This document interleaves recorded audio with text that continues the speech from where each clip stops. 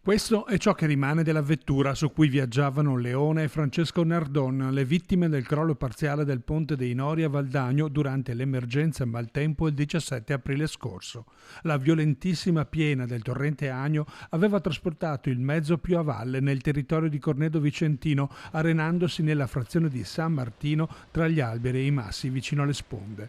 Venne avvistata il giorno dopo la tragedia. L'effetto spaventoso della furia inaudita delle acque che aveva provocato la voragine nel ponte e che poi aveva convinto i soccorritori ad aspettare condizioni meteo più favorevoli per recuperare il rottame. Esattamente qui l'auto, la Fiat Ulisse su cui viaggiavano i padre e figlio è finita, per 5 km è stata trascinata con rami. Ecco, questa mattina vedete che hanno atteso i vigili del fuoco che l'agno diminuisse l'impeto nei giorni proprio per permettere il recupero dell'auto in sicurezza, che è avvenuto proprio pochi minuti fa.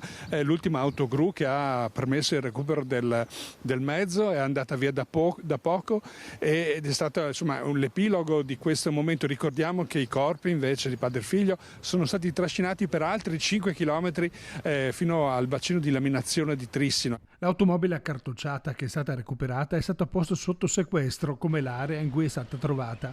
La procura di Vicenza infatti sta ancora indagando per disastro colposo e duplice omicidio colposo ad opera di ignoti. Il rottame sarà messo a disposizione della dottoressa Cristina Carunchio, il pubblico ministero che ha il compito di fare chiarezza su quanto accaduto assieme a 2 consulenti, 2 ingegneri civili dell'Università di Padova, specializzati rispettivamente in costruzioni edili e in idraulica.